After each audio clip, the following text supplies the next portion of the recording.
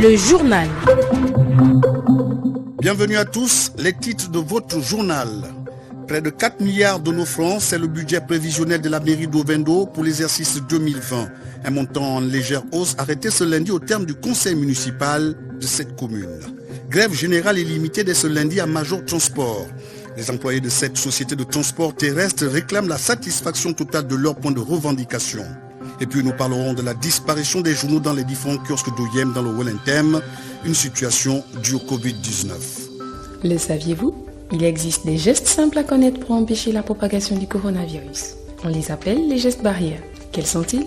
Se laver fréquemment les mains avec un désinfectant à base d'alcool ou de l'eau et du savon. En cas de toux et d'éternuement, couvrez la bouche et le nez avec le coude fléchi ou un mouchoir. Jetez immédiatement le mouchoir et lavez-vous les mains. Évitez tout contact étroit avec une personne ayant de la fièvre et de la toux. Saluez sans se serrer la main. Évitez les embrassades. Nettoyez les objets et les surfaces souillées. Si vous présentez des symptômes de la grippe, fièvre, toux, éternuement, difficulté à respirer, ne vous rendez pas dans une structure sanitaire ou chez votre médecin traitant. Appelez le 1410.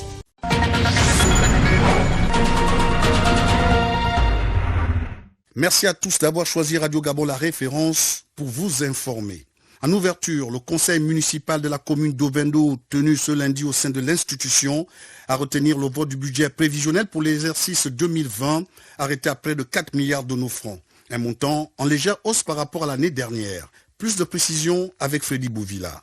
Il était question pour les conseillers d'examiner et de voter le budget primitif de l'exercice 2020, un budget qui connaît une légère hausse par rapport à l'exercice 2019. Jeanne Bagou, présidente du conseil municipal d'Ovendo. Le budget est une prévision de recettes et de dépenses. Et le budget primitif de la ville d'Ovendo qui vient être voté pour un montant de 3 916 352 546 francs CFA. C'est une prévision. Et vous savez qu'avec la pandémie Covid-19 aujourd'hui, nous ne savons pas si nous pouvons réaliser cela, parce qu'il faut le dire. Mais le budget aujourd'hui a connu une légère augmentation de plus de 200 millions. Un montant à repartir pour les différents besoins de la municipalité. Cette répartition, il y a là l'investissement et le fonctionnement. Et en investissement, nous allons refaire l'abattoir Nipa. Nous allons aussi construire le plateau sportif au lieu dit Rouget Gabon, plus l'acquisition du terrain. On aurait pu le faire depuis l'exercice 2019, mais cette dépense a pu être reportée pour l'exercice 2020. Signalons que la mairie d'Ovendo dépense près de 630 millions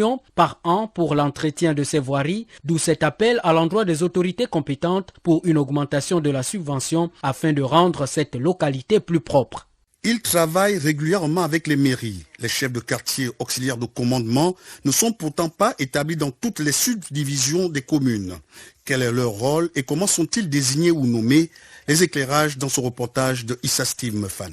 Ça fait pratiquement 1 an que notre chef de quartier est décédé. Mais jusqu'à ce jour, nous n'avons pas de chef. S'il y a un problème, on va s'adresser à qui? C'est comme si nous sommes laissés à nous-mêmes. À l'exemple de certains quartiers du Grand Libreville, cette préoccupation est celle d'un résident du quartier derrière l'hôpital militaire. Une situation qui nécessite des éclaircissements. Jeanne Bagou épouse Matsugu, maire de la commune d'Ovendo. Le chef de quartier est nommé par le maire sur proposition, mais après enquête de moralité, bien sûr. On ouvre une enquête sur la personne proposée, donc il est entendu devant les forces de sécurité. Et lorsque cette enquête-là est révélée positive, c'est-à-dire que si cette personne est de bonne moralité, en ce moment, le maire prend un arrêté pour le nommer. En cas de décès de l'auxiliaire de commandement, comment procède-t-on à son remplacement, Madame le maire? Lorsque le chef de quartier décède, normalement, on doit le remplacer. Ça se fait. Le quartier, on peut peut-être attendre 2, 3, 4 mois. C'est vrai, parce que le temps de faire des enquêtes de moralité sur des personnes proposées, ce sont des candidats qui se manifestent. Et puis, comme je vous le disais, on ouvre des enquêtes de moralité sur les différentes personnes. Et on ne pourra retenir que des personnes qui sont de bonne moralité. Donc, c'est après cela que le maire prend maintenant un arrêté portant nomination d'un chef de quartier. Quel serait alors le rôle du chef de quartier? Le chef de quartier, c'est un auxiliaire, c'est le représentant de la municipalité dans ce quartier-là. Le chef de quartier, il est apolitique. Il est là pour faire l'administration à la base, c'est-à-dire au quartier. Là-bas, il représente la mairie, il représente le gouvernement et il a mission de nous faire les rapports sur tout ce qui se fait au niveau de son quartier, les besoins et autres. Il ne doit pas faire de la politique, il est apolitique. Il faut signaler au passage qu'un quartier se met en place avec l'accord de la mairie. La problématique des ordures ménagères au Gabon, abordée par Gérard Elanguema dans l'émission Gabon Politique de ce mardi, le président du FPG, le Front Patriotique Gabonais, un parti politique de l'opposition, s'entretient également avec Achille Monda Moussouti et Claudette Oyouré sur plusieurs autres sujets. On écoute en avant-première Gérard Elanguema. La problématique des ordures ménagères au Gabon est le fait des relations incestueuses que les agents de l'État ont avec des entreprises écrans qu'ils créent. Quand vous prenez Clean Africa, c'est M. Elanguema qui dit, quand vous prenez Clean Africa, demandez les actionnaires, vous verrez que ce sont même des ministres, il y a même certains qui sont ministres là, qui vont derrière un individu lancer une... C'est une escroquerie. Vous les connaissez ou il y a un conflit. Supposez. Je dis, je les connais. Il y a un conflit d'intérêts. Qu'on dise que ce travail revienne à la mairie, pour moi, ce n'est que justice faite. Moi, je voudrais même que les Clean Africa, les Sovok, tout ça là s'arrête. Parce que nous avons vu le maire Lubin Toutoum gérer la question des ordures dans ce pays. Il y avait ce qu'on appelait l'ASGA, la société. Il y avait des éboueurs, il y avait des camions, il y avait des engins. Quand j'étais petit, je savais que vers 20 heures, toutes les poubelles doivent être déposées en bordure dans les bacs parce que les éboueurs de la mairie vont rentrer. Moi, je demande même au maire Léon Nzoué de s'inspirer de l'exemple de M. Louis Martial en termes de ramassage d'ordures. Moi, je dis, si c'est pour remettre à la mairie la gestion du ramassage d'ordures, je dis, je suis pour. La suite du journal avec la grève générale illimitée déclenchée ce lundi par les employés de Major Transport, une société de transport terrestre basée à Libreville. Ils revendiquent la satisfaction de tous les points de leur cahier de charge. C'est ce que nous rapporte Edgar Kaba. Posté devant l'agence de Major Transport, PKC, le personnel de cette agence de transport terrestre est rentré en grève. Les raisons de cette bouffée de colère, avec Willy Boukandon, secrétaire général du collectif des travailleurs de Major Transport. Nous avons tendu la perche à notre direction générale. Sur les principaux points de revendication, il y en avait 15.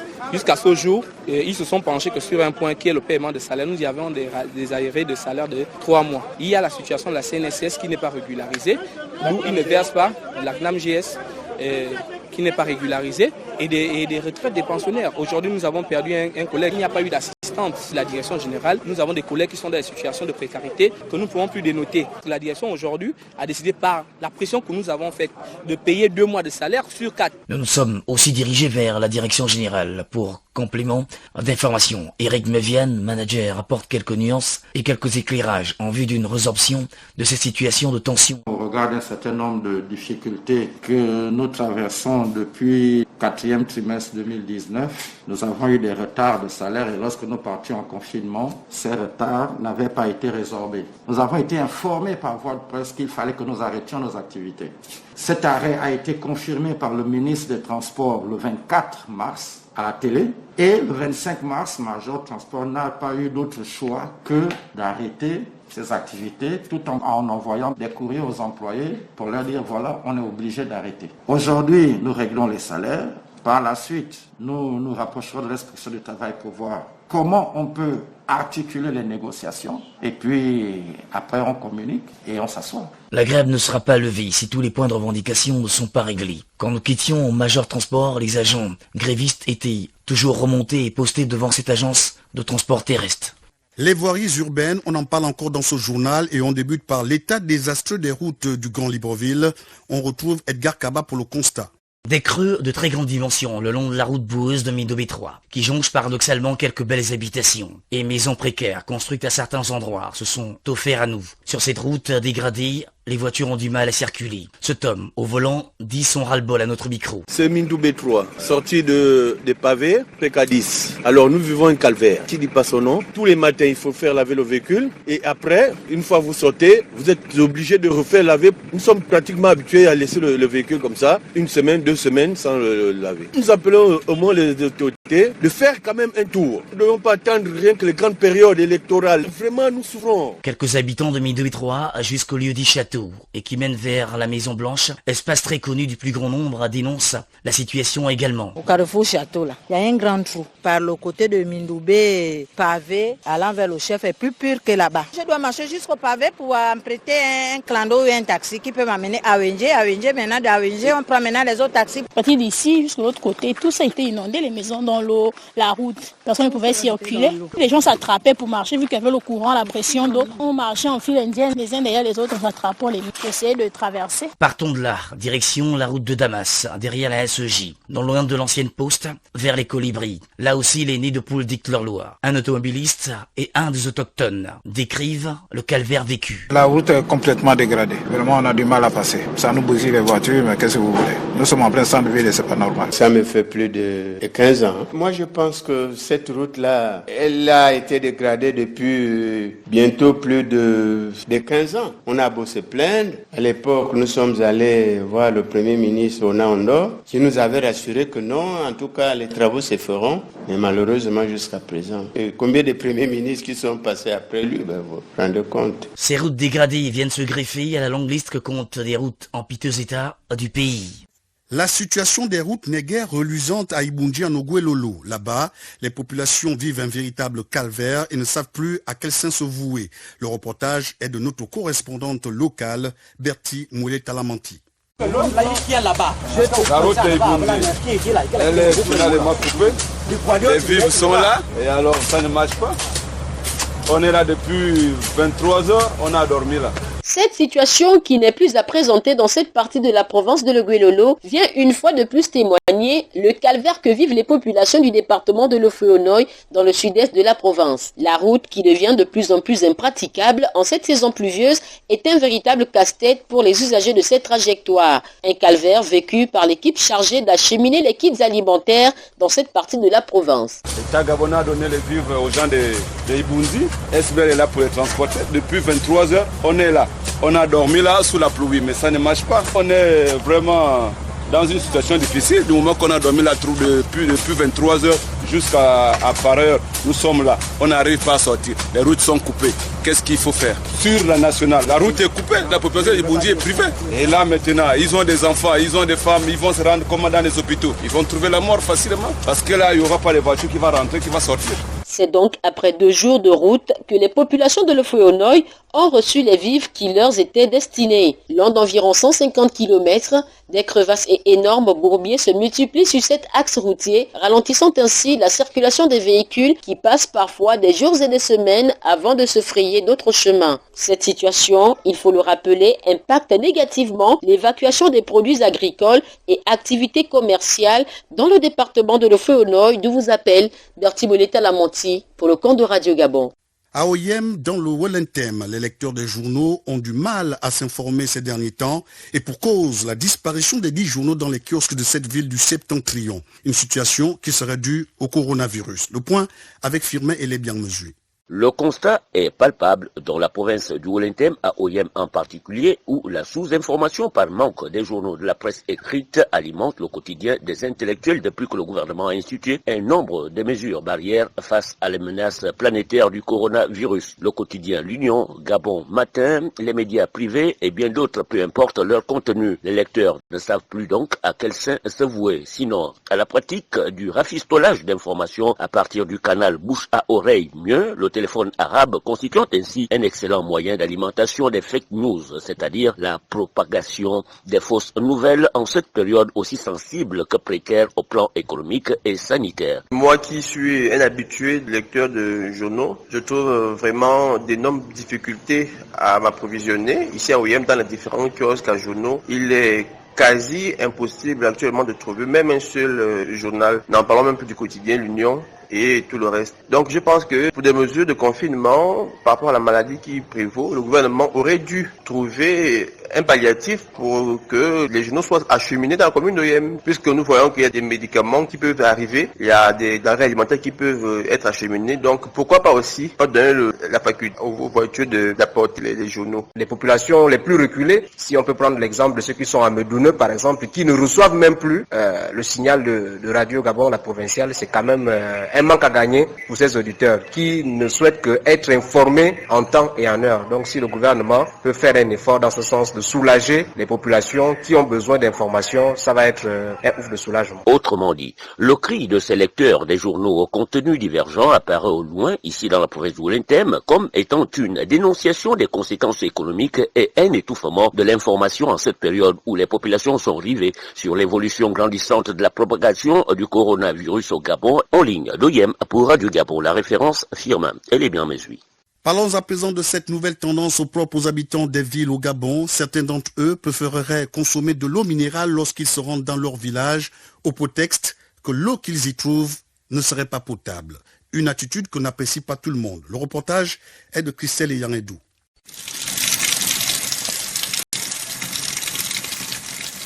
L'eau, quelle que soit son origine, exige un minimum de potabilité pour être consommée par les humains, estiment les spécialistes. Depuis quelques années au Gabon, les gens de la ville qui se déplacent pour les villages où ils ont grandi ou pas font des emplettes d'eau minérale pour en consommer tout au long de leur séjour. Une tendance remarquée par Sylvain. Et pas dans les villages, il y a que l'eau des Blancs qu'ils ont mis devant. Ils ont déjà oublié que c'est l'eau naturelle qui nous a fait grandir. Jusqu'alors, nos grands-parents ont vieilli avec l'eau. Pour Magali, cette attitude des citadins est compréhensible. Ça peut se comprendre parce qu'avant, c'était beaucoup plus sain, c'était beaucoup mieux. On peut se dire aujourd'hui qu'avec tout ce qu'il y a dans nos eaux, l'impureté, l'environnement, etc., on a un peu peur. C'est par mesure de sécurité. On préfère toujours, si on a les moyens de sa politique, d'apporter de l'eau minérale si c'est possible. Mais pour Damien et Rodrigue, cela est plutôt surprenant, d'autant plus que l'eau dite du village est naturelle. Étant au village, moi je ne me vois pas en train de boire l'eau minérale.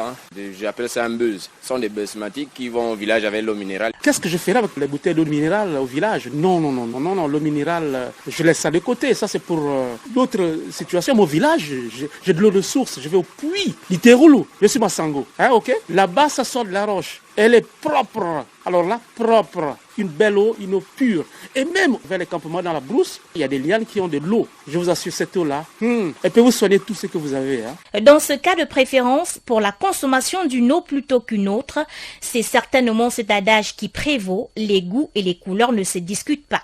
Le Covid-19 et ses conséquences sur le monde du travail. Un père de famille en chômage partiel est contraint d'adopter le système D pour nourrir sa famille, non sans quelques difficultés. Pascaline Meza. Depuis que le gouvernement a décidé de fermer des établissements à cause de la pandémie du coronavirus qui sévit dans notre pays, Aubin, jeune Gabonais de 42 ans enseignant dans le privé, n'a plus de salaire. Pour subvenir à ses besoins et ceux de sa famille, il est obligé de recourir au système D. Pendant la période de confinement, des problèmes se trouvent au niveau de l'organisation de la maison par rapport aux revenus que nous percevions en temps normal. C'est-à-dire les enseignants du privé ne sont rémunérés que pendant la période d'exercice. Les fondateurs, quelquefois aussi les directeurs, ne prennent pas ça de cette oreille. Donc du coup, étant en confinement, ils estiment qu'ils n'ont pas le droit de nous payer. Pour essayer de combler ces petits manquements, sinon ces manquements-là graves pour les enfants, on est obligé de faire des petites bricoles, maçonnerie, peinture, tout ce qu'on trouve sous la main. En plus de ces difficultés financières, ce père de famille doit faire face aux caprices quotidiens de ses enfants. Les enfants, eux, à leur niveau, ne comprennent rien de la situation. Un enfant reste toujours enfant. Eux, ils se disent que si papa est à la maison, il a assez amassé l'argent pour nous donner et le pain et la friandise. Donc, à chaque minute, papa, le pain, papa, les chips. Tu peux pas leur dire, papa n'a rien pour le moment. Alors que moi, intérieurement, je suis en train de souffrir. Fort de cette petite expérience, Aubin conseille aux autres parents de rester très mesurés dans l'éducation de leurs enfants. Les quelques conseils que je peux prodiguer à mes frères, c'est d'avoir les enfants comme étant, dans un premier temps, les frères ou les sœurs. Il faut qu'ils expérimentent toutes les phases de la vie pour éviter que l'enfant ne soit déphasé quand il va partir de votre maison. Ça fait plus de 2 mois que les établissements scolaires sont fermés. Le jeune enseignant espère qu'ils vont rouvrir bientôt pour reprendre son travail et retrouver une vie normale.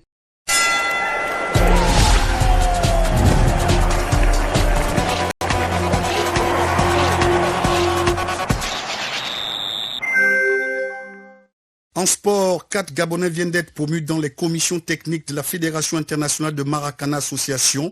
C'est bien cela, Chivarol Mokui? Tout à fait, Pierre. Ces compatriotes voient enfin leurs efforts récompensés pour la promotion et le développement de cette discipline. Suivons ce reportage d'Hervé David Magena. Il s'agit d'André Obamondo, Edem Kodjovi, Louis-Martin Mwananzambi et Juliette Mengue. Ces 4 compatriotes intègrent les commissions techniques de la Fédération internationale de Maracana. C'est un sentiment de joie qui anime le président de l'association gabonaise de Maracana, André Obamondo. Ces 4 Gabonais qui ont été promus à des hauts postes au niveau de la Fédération internationale de Maracana, c'est-à-dire que les gars de la FIFA. Donc nous en sommes très très honorés. Je suis parfaitement content, je suis bien heureux et c'est le Gabon qui gagne. Ce nom évoque certainement pour vous le mythique stade de Rio de Janeiro. C'est quoi le Maracana? Comment se joue-t-il? Le Maracana est un dérivé du football. Il se joue sur un terrain rigide, un terrain de handball. 6 contre 6, sans gardien de but. Donc en principe, les Gabonais devraient déjà s'approprier le label Maracana. Quand on parle de Maracana, on s'identifie déjà. Cette discipline semble être le parent pauvre. Je ne bénéficie d'aucune subvention de la part du ministère des Sports. Vraiment aucune. Je me suis battu depuis 5 ans à écrire, à demander, à écrire, à demander. Je n'ai jamais eu gain de cause. Je continue de le clamer tout haut à qui veut l'entendre. Je ne fais pas la fine bouche quand je le dis en toute mes consciences. Le président de l'association pour la promotion du Maracana au Gabon, André Obamondo, compte sur la bonne foi des responsables du ministère des Sports pour que cette discipline trouve aussi sa place. Le football est de retour avec la reprise de la Bundesliga. Le championnat allemand est le premier à reprendre en Europe. Une reprise à huis clos suivie par des millions de téléspectateurs à travers le monde. Les fans du football au Gabon n'ont pas manqué ce rendez-vous et s'interrogent sur l'avenir de leur championnat national. Suivons ce micro-trottoir réalisé par notre rédaction. Ça nous fait plaisir comme le championnat d'Allemagne a recommencé, mais le plus difficile, c'est ce qui nous pénalise plus que non. Bon, chez nous au Gabon, c'est encore fermé. Non, mais c'est un énorme plaisir pour nous les passionnés du football. À un moment donné, on était privés parce que la pandémie coronavirus est venue tout chambouler. Actuellement, face à la pandémie, on ne sait pas où ça devrait reprendre, mais si c'était que moi, toutes les saisons devraient s'arrêter, on recommence l'année prochaine. Par rapport à notre championnat, je suis par rapport à notre championnat. Et avec l'atmosphère, puisque ici, chez nous, déjà, plus les jours passent, on constate qu'il y a plus de cas aussi. Donc là, je ne sais pas par rapport à quel genre d'initiatives vont maintenant prendre pour que le championnat reprenne. Nous clôturons cette page des sports avec cette brève. L'international gabonais Denis Bouanga pourrait quitter Saint-Étienne cette saison. Déjà convoité en France par Lille et le Stade Rennais, l'ancien joueur de Lorient est également dans le viseur d'un club anglais. Selon la presse anglaise, Everton est très intéressé par le profil de Bouanga et le suit de près depuis plusieurs semaines. Rappelons que Denis Bouanga est sous contrat avec Saint-Étienne jusqu'en 2023. Cette saison, il a inscrit 12 buts et délivré 5 passes décisives en 35 matchs, toutes compétitions confondues. Merci Chivarol Mokui pour toutes ces précisions. À présent, le rappel des titres. Près de 4 milliards de nos francs, c'est le budget prévisionnel de la mairie d'Ovendo pour l'exercice 2020. Un montant en légère hausse arrêté ce lundi au terme du conseil municipal de cette commune. Grève générale illimitée dès ce lundi à Major Transport. Les employés de cette société de transport terrestre réclament la satisfaction totale de leurs points de revendication. Et puis nous avons parlé de la disparition des journaux dans les différents kiosques d'OIM dans le Wellentem, une situation due au Covid-19. Point final à cette principale édition d'information. Le journal a été préparé par l'ensemble de la rédaction de Radio Gabon, la référence. Merci de l'avoir suivi. Je suis Pierre Désiré Vélénam. Chivarol Mokui se joint à moi pour vous dire au revoir.